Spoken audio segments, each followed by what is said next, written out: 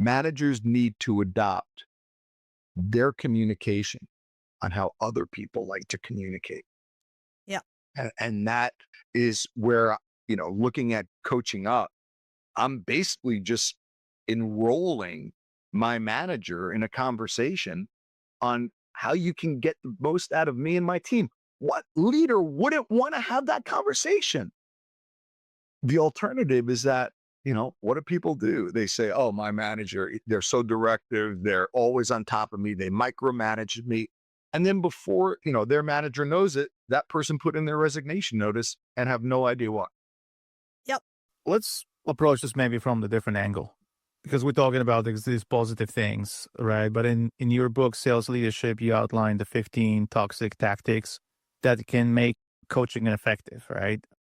I'm always referring to this coach to coach, like how to be a good coach. And that's prevalent across the sales organizations. Not only. I think in a lot of organizations in general, they struggle, athletes too. What is the one of the most common mistakes you see managers make and how they can be avoided, right? How they can do better, just not step into that and crawl back from this hole. Yeah. Well, one of the things, at least we already unpacked, was managers basically confusing coaching with closing people or manipulation. Okay. That's one major trap that managers are using questions that are trying to guide the person to where they want to be. But when you're coaching someone, it's never, and I don't often talk in absolutes, it's never the manager's agenda. If someone approaches you, it's always the coach's agenda. Now, conversely, I know managers are thinking, well, Keith, what if I observe someone who's toxic? What if I observe someone who did something during a meeting that wasn't really a best practices that people really had a negative reaction to? Am I supposed to ignore that? Absolutely not. You're going to approach them, but you're going to enroll them. Just like we talked about what it sounds like coaching up, just like we talked about when it sounds like that 60-second coaching strategy.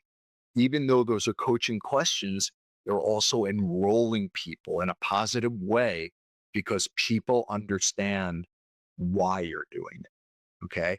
Most managers are really good at telling people what they need to do and then wonder why people aren't adopting the change. It's because they don't see what's in it for them.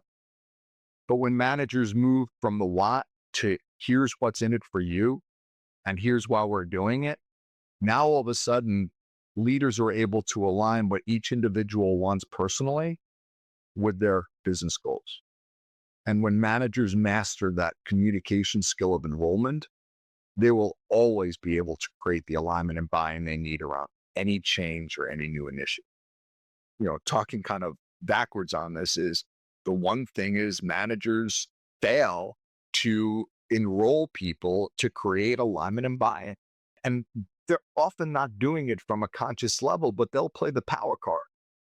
Hey, Demetrius, Lizzie, new initiative coming down. Here's something I know that it doesn't resonate with any company, but we're rolling out a new CRM and we need full adoption on that.